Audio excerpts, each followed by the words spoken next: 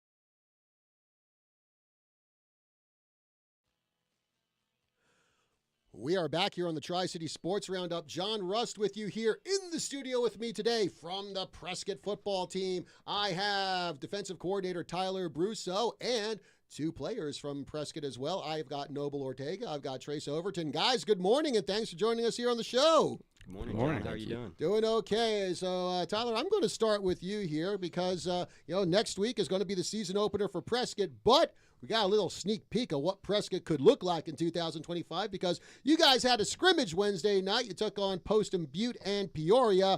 Overall, what were your impressions about how Prescott did? Well, first off, thanks for having us. It's good to be with you this morning. I thought Wednesday was a solid start, a great start for us. We've been working since early in the spring, and obviously we lost a lot of players from last year. So for us, it was really important to come out with the right mindset, mentality, put our best foot forward, and just stay committed to the process that we've been going on since early in the year. And I was just super happy and super proud to see the kids just leave it all out there and just really go for it. I thought they played with a lot of heart and passion and intensity, especially defensively. If we can bring that mindset, bring that physicality each week, we'll put ourselves in a really good position to win. Okay. And Trace, you had yourself a pretty good night Wednesday night. You had a touchdown run from about 50 yards out almost. Also, you even had a pass. I didn't even know they let you have the ball and throw it. So talk about your time there Wednesday night and how much you enjoyed it. Oh, I had a lot of fun. Yeah. They put me out at quarterback second or third play of the entire scrimmage and threw a little 5-yard hitch, got the first down. But we made it a priority, just go out there and have fun, play hard, and that's what we did, and we had a lot of fun. It certainly worked out there. Noble, what are some of your big takeaways from how Prescott performed at that scrimmage Wednesday against Peoria and Poston Butte? I think it was all about effort and the attitude we brought to playing on the field and just being able to be out there again and have fun playing with our guys. And I think we did a great job, did some good stuff, a lot to improve on, but overall it was a really good experience for us. Mm-hmm. And Tyler, I'm going to get to you on that. Like Noble said, a lot to improve on. That's one of the things you look for in those scrimmages. Like I like to tell people, it's like, the scrimmages are the place where you want to make mistakes so you can fix it before you get to a game that actually counts. So after the scrimmage, what do you feel were some of the things that Prescott needed to work on before you guys hit Greenway on Friday? Coming out of that kind of setting, you always want to, identify, is this a pattern or is this a one-off or just a mistake or is it something deeper that maybe we missed instructionally as coaches. My biggest takeaways were I thought that, like the boys mentioned fun a couple times, and we've really emphasized that this year, is just having fun with the game, because that's why we all started playing it initially. That's why we all fell in love with it. So if we were having fun, we're probably going to be in a better position than not. I was really pleased with the energy, the effort, enthusiasm. Those should always be maxed out all the time. Those are non-negotiables. But certain technique things, that's what you want to clean up after a scrimmage, and that's what you expect to be an issue. And so there are just little fine details that we want to refine, whether it's, someone working on their footwork in this situation, or, how am I taking on this blocker, or did I keep my leverage, come in and make a tackle. So for us, it's just ensuring first that we have the proper mentality, having fun, but then also making sure that technically and schematically we're sound in all those little areas. So, I was pretty pleased because going in, you know your strengths, your weaknesses, and so for us it was encouraging to see that the things that I thought would be areas of concern, there were, and there weren't really any super major surprises that stuck out, which was affirming and nice to be in that space. So just going forward, it's just refining the details and ensuring that we're just consistent every day in what we do, and just continuing on our process. Okay. And Trace, last year was one of the best seasons in Prescott football history, 10-2 record. You guys made it to the Elite Eight, Grand Canyon Championship. But, of course, a lot of guys from that team have graduated. So talk about what it's like now, I guess, with a new vibe on the team and a lot of new players. What's it like trying to, I guess, kind of reestablish the team vibe and the team chemistry? Yeah, there had to be a little bit of culture change to make up for the loss of talent, obviously. Not to say that we don't have any talent, but we certainly did lose a lot last year. We have every year we do this little team motto, and ours this year is all in, meaning we can't have anybody slacking off. We need everybody to put their best foot forward if we want to be successful, which I think we can be successful this year if we're all in. So, yeah. Okay. And Noble, I know we still have less than a week to go before opening day for Prescott football. But after all the practices and scrimmages you guys have been through, what are some of the big differences you see from this year's squad compared to last year's squad with, again, so many of the guys from last year's region championship team having left from graduation? I think this year we're honestly a bit of a more tight-knit group. We had an amazing team last year. We did some great things. Everyone was really happy around each other. But I feel like this year we've got a little bit of a sense of we're really in this together, and we're doing this for each other instead of just to make it happen. So. Okay. And Tyler, going back to the summer, of course, summer's a busy time for Prescott. You got football camps, you got your scrimmages, 7-on-7s, and other practices. Just talk about what that process was like going through those scrimmages and trying to mold together your potential starting lineup and seeing who fits where. Yes, well, to piggyback on Noble to answer your question, as the season goes on, there's different phases and there's different stages that you enter. And towards the end of the summer was when I felt like our team really, really fully started to gel and meld and really come together. And as a coach, it was one of the great highlights of my career to literally watch that happen during a practice in real time, where you could see them just unite. It gives me goosebumps thinking about it. But that was one of the coolest moments I've ever been a part of, and not because it's about the wins and losses, but because it's about coming together for something greater than yourself. We always talk about trying to be servants and not being served. And so for me as a coach, just to see us really try to put one another first and put ourselves last is really important and really encouraging for me to see.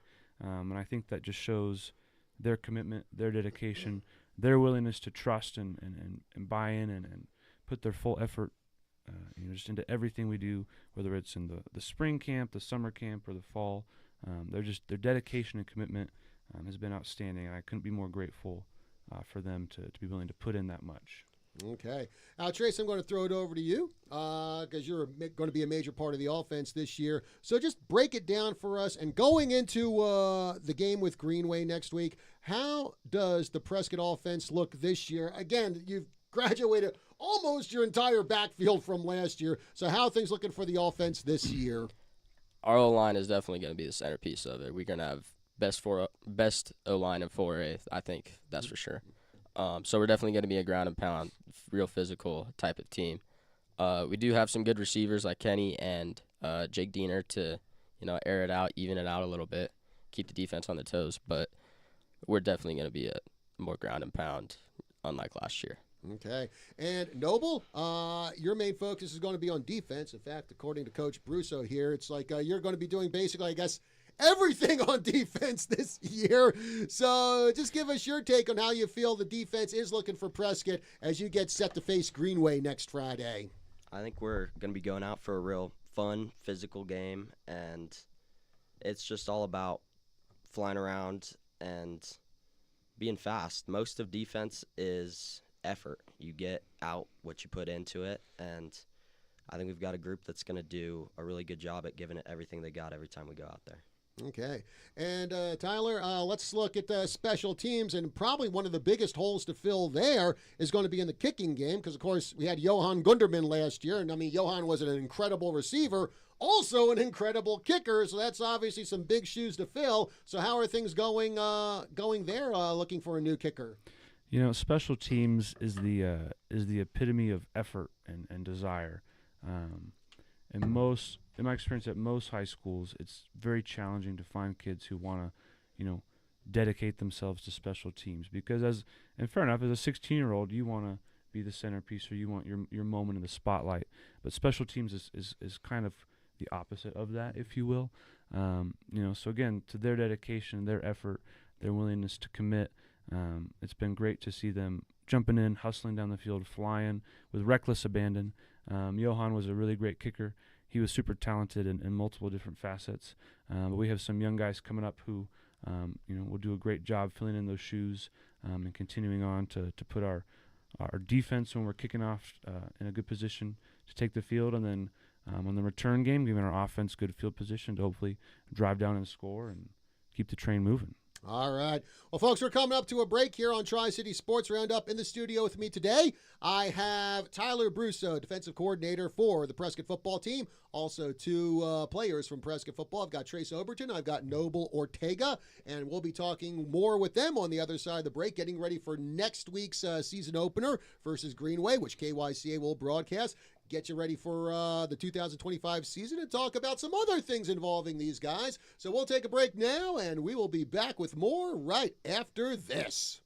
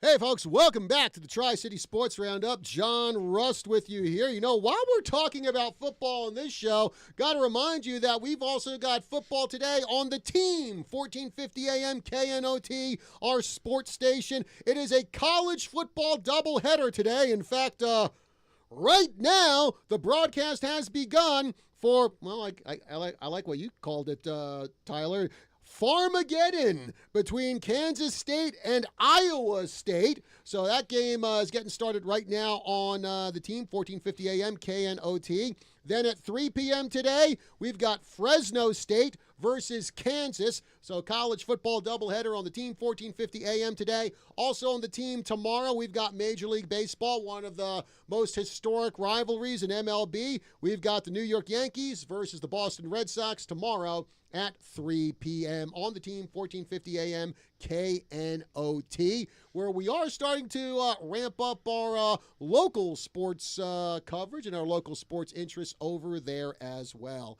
All right, well, again, on the show today, folks, we've got Tyler Brusso, the defensive coordinator for the Prescott football team. Also, a couple of players from Prescott. We've got Trace Overton. We've got Noble Ortega. And we are less than a week away from opening day versus Greenway High School. That game will take place at Greenway. So you know what that means. Opening day in triple-digit weather. Yay, fun. So, okay, I got to ask here, Trace, what is probably the hottest football game you've ever played in? Hottest game probably for me is sophomore year. It was my first varsity game ever. It was in La Jolla, and it was like 104, 105 at kickoff, something like that. I remember that one. Well, I really don't remember the heat because we were in the press box and we had a nice air-conditioned press box. And, well, I kind of felt bad for everyone out there in the field, but I was like, whatever, they're suffering. I'm up here and I'm comfortable. So, oh, well, that's just my selfishness. What can I say? You didn't feel that bad. What? You didn't feel that bad. Nah, I really didn't. Yeah, I'm just Mr. Sensitive, aren't I? Noble, what about you? What's the hottest game you've ever played in? Had a JV game down at Combs. It was, I think, third or fourth game of the season, and it was 100 degrees or 110 degrees at kickoff. Ooh. And made the mistake of wearing a long sleeve undershirt. So definitely won't be doing that ever again. So you probably lost, what, about 10 pounds in sweat, huh? At least. Now, Tom, actually, you are a veteran of Prescott football. You played for them years ago. So what was the hottest game you ever played in? Game as a player, I don't know. I don't really recall playing in super hot weather. We didn't. My junior and senior year, we didn't travel down to the valley all too much. My freshman year, we kicked it off with Boulder Creek first game, so that was probably pretty warm. What sticks out is when I was at Corona del Sol in 2022, and you're setting up the field pregame, and it's like 115 degrees, the sun's still out, and you're dripping in sweat trying to put up a giant camera. That sticks out as my warmest experience and something I certainly don't miss being back up here. Yeah. Well, now, what are some of the things you guys have to do in order to prepare for playing in triple-digit weather? Sure. I think for us, the biggest thing is just ensuring we start hydrating well before kickoff, even before we leave on the bus. You can't simulate heat like that, and even the heat up here in Prescott is very different than Phoenix. Up here, it's like we're under a microscope or a magnifying glass. It's just intense. In the valley, it's like you're in an oven. You can't get out of it. So there's no real way to replicate that. But if we can stay hydrated, fuel our bodies, and prep the right way, and just come with the mentality that both teams have to play with that, and it's just an obstacle to overcome. And we put our best foot forward, and it's all you can do, really. Okay. Well, folks, since we do have a couple athletes in the studio, we got to find out a little more about their teammates. So it is time for a lightning round.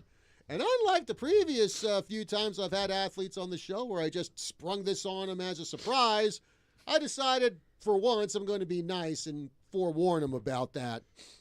Don't worry, I'm not going to make a habit out of that, though, because sometimes it is fun surprising athletes with this. I really wish I could do a really good evil laugh like Prince Sordar from Space Battleship Yamato. Anyway, I digress. So, Trace, I'm going to start with you. Now, who on Prescott would you say is the best-dressed player on the team? Who's the guy who's going to come out to ZZ Top's sharp-dressed man? I have to say either Kenny Military or Jake Diener, just because they're basketball players and they got that little fashion sense. Got the little swagger like Coach Brusso says, huh? Yeah. All right, so Noble, who would you say is probably the funniest guy on Prescott? Who's the team comedian? I think the funniest person on the team has to be Menno Dow. He's serious when he needs to be serious, but when we're just walking around talking, he will never stop cracking some jokes. All right, now on the opposite end, Trace, who is probably the most serious player on the Badgers? I'd have to say, like, on the field, it's got to be Eli Carr because he doesn't you not want to talk to him. He's on the field. He's locked in. Off the field, I don't know. Maybe Chambo sometimes depends. Jacob Chamberlain? Yeah, Jacob Chamberlain. Depends Sometimes. what kind of mood he's in. So he's a sometimes serious player. Gotcha. Okay, Noble. Who on Prescott would you say is the most talkative guy on the team? The guy who, if I was interviewing him, after a while, I'd probably have to say, dude, you got to shut up here. I got other things I got to do, okay? I'd say probably Bo Bryce. Okay. He's a big talker. He will go on for a long time. Even if you tell him, hey, let's tone it down a little bit, he'll keep going. Okay, now, Trace, opposite end. Who would you say is probably the quietest player on Prescott? Ooh. Trace. Yeah, I mean, I've changed it a little bit. I know. I got to put you on the spot. Yeah. maybe me sometimes, but I'd say, I don't know. That's a hard one. Quite a few guys, yeah, huh? there's quite a few. There's a couple, like JV guys who are, a little scared to speak up every now and then. Caleb Fox has a very calm, yeah. quiet demeanor. Yeah, I'd have to say. And when Caleb he Fox. brings out his personality, it really shines because he has good comedic timing with that. But he's pretty low key. Yeah, he is pretty quiet. I'd say I Caleb. think Sean's a pretty quiet guy. Or too. yes, I couldn't think of. How did I not think of any of these guys? They're your teammates. I don't know. Bad teammate apparently. So Noble, who on Prescott would you say can eat the most in one sitting? I think that would have to be Peanut, Josiah Dykstra. He's a big boy, and he's going to be a good player for us on O-line, and he will put down some food. Well, if he's going to be on the O-line, I guess he better put down the food. Bulk up there for that line work. Now, Tyler, we're actually going to add another category here because you were talking about this before we went on the air. Now, after all our lightning round questions here, one more we have to add is who has the best stash on Prescott? Who has the greatest mustache on the Badgers? Without a shadow of the doubt, it has to be Mr. Eli Allen. He has a stash of all time, probably top 10 ever. It's something to behold. I'm just really happy for him that he gets to walk around the way he does. So, if I bring in some of my baseball cards from, the 1970s, where, mustaches were a huge thing, and I start showing guys like Rolly Fingers and others, you'll look at those and go, oh, yeah, Eli's mustache is right up there with them. Well, it's all about lighting. See, Eli's a very blonde gentleman, so he gotta have the sun hit just right. And when you get that lighting, it's like you could put him on a baseball card, definitely. Oh, nice. Okay. Well, we're getting ready for the 2025 season for Prescott. Again, they have their season opener next week at Greenway. But now let's go back in time, just turn the clock back a year to 2024. Again, one of the best seasons in the history of Prescott football. 10-2, region championship, made it to the Elite Eight of state. So, Tyler, looking back on that season, what are some of your fondest memories of watching the Badgers go through all that success last year? That's a good question. It's interesting joining. Last year was my first year back at Prescott after a number of years, and so when you kind of join a senior heavy group at the end, it's fun and it's unique to be a part of that because it's a chapter in their journey, but their journey is so much larger than just that 1 year. So I think for everyone, it was just seeing what. How do I put this? I think it was just seeing how successful we could be when we have all cylinders clicking and things are really moving forward.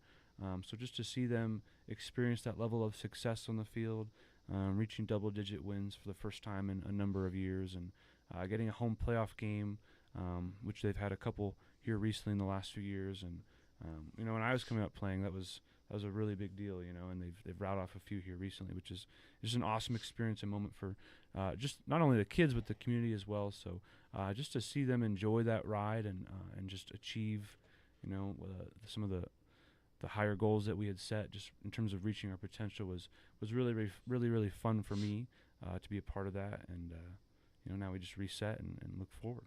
Okay.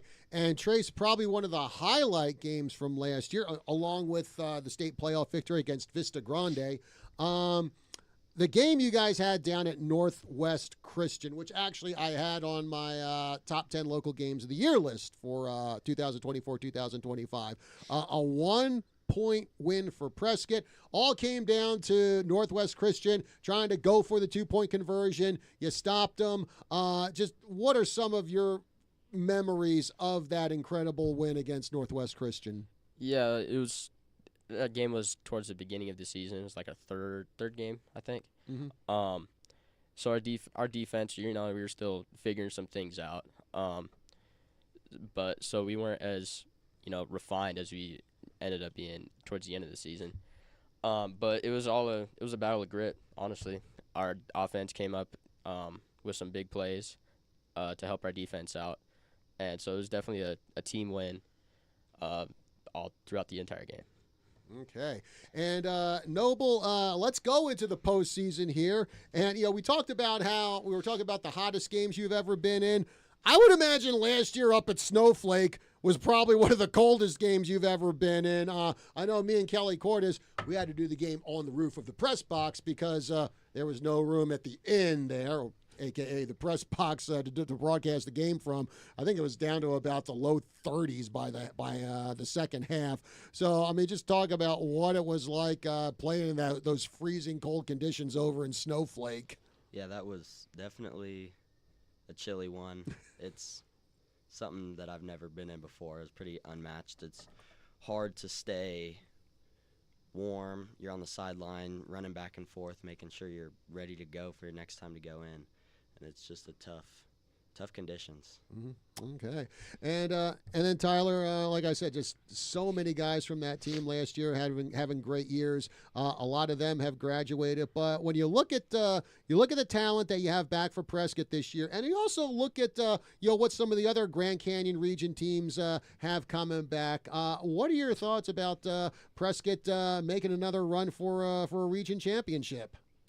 For us, we really just preach doing our best we can each and every day. If you do that every single day and then you stack the good days, good results will come out of that. I think it's exciting. Our region, I think, is really competitive. Mm-hmm. There should be a lot of fun, exciting games that hopefully swing our way and we put ourselves in positions to win. But come week one, Greenway's not concerned with what happened last year or what happened. It's just that's the only game that matters, and so we have to take that same mindset of we got to prove ourselves day in and day out. As coaches, we got to prove ourselves to the players day in and day out. Players got to come with that same mentality. So, regardless of what happened in the scrimmage, you got to wipe that away. We're ready for week one. Whatever happens week one, you got to be ready for week two, and so on. So it's just trying to reset, clean the slate mentally, and just have the proper focus and proper mindset. So, I think these guys just thoroughly enjoy each day, whether it's practicing, whether it's walkthrough, whether it's competitions, which are finally ramping up. They do a great job of just committing themselves to that. So I'm excited for that day in, day out process.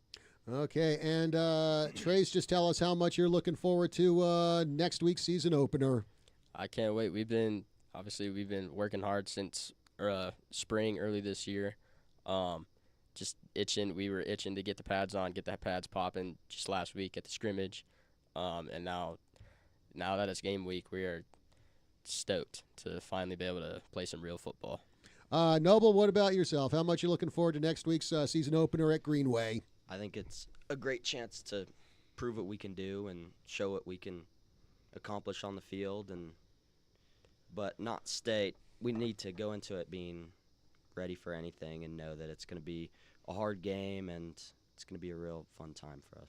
Okay. Now, Tyler, I'm going to get off football here for a second because we were talking before we went on the air, and I think everyone knows how much of a music fan I am. Some people would say music snob, which is an accurate statement when it comes to me. But one of the things we were talking about is now your wife apparently is a pretty big metalhead, big fan of Megadeth.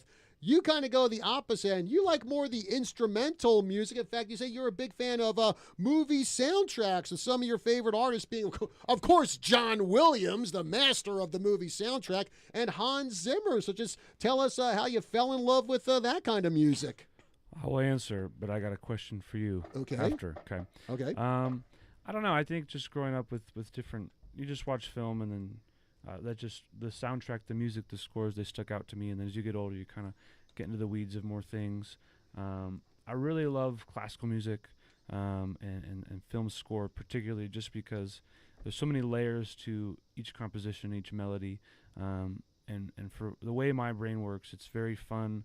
It can be very relaxing to sift through those different melodies, and the lack of lyrics kind of lets my brain kind of flow and wander, and it doesn't kind of guide or lead my thoughts in any way. So just for me, it's very relaxing and fun to just lose myself and escape in that. And the more you listen to a tune or a soundtrack, the more you'll find maybe a new angle that was a little bit more hidden that you didn't find before. So it's just fun to immerse myself in that world and let my brain kind of flow and escape in that sense. So My question for you, if the Prescott Badgers, not just football, just Prescott as a whole, if we were to be a heavy metal band, what would we be? Oh, geez.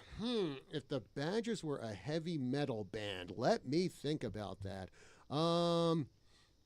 You know what? I'd probably have to go with a power metal band, especially considering how much success Badger teams have had the last few years. You know what? I'm going to say if the Badgers were a heavy metal band, they would be Dragon Force. Because, I mean, you've got powerful, fast-paced guitar licks and just like screaming powerful vocals and very forceful vocals in there. And given the way a lot of Badger teams play and how many wins they've gotten, yep. If the Prescott Badgers were a heavy metal band, they would be Dragon Force. All right, putting that on the way home. That is definitely a good choice. Fury of the Storm. I think that would suit the Badgers perfectly for any sport. Right, we got our theme song. All right, folks. Well, we are coming to the end of the show here. I want to thank defensive coordinator Tyler Brousseau and players Trace Overton and Noble Ortega of the Prescott football team. Guys, thank you very much for joining us here on Tri-City Sports Roundup this morning. Thanks for having us. John, I just say thank you for all you do for our kids and our teams. And just spotlighting the players, and that's what it's about. So I just want to thank you for all your effort because you work endlessly and tirelessly to spotlight everyone else. So thank you for what you do. Hey, you are welcome on that, Tyler. All right, and remember, folks, as I said, next Friday, KYCA will be down at Greenway High School. We will be broadcasting the Prescott Greenway season opener. Catch it on 1490 AM, 103.5 FM, online at kyca.info, and live streamed on the KYCA Facebook page. We'll have full coverage of that game next week. Definitely looking forward to it. All right, again, folks, thank you very much for joining us here on the Tri-City Sports Roundup. We will be back with you next week. Again, another Friday football recap, this time including Prescott and Bradshaw Mountain. We'll see you again next week. Have yourselves a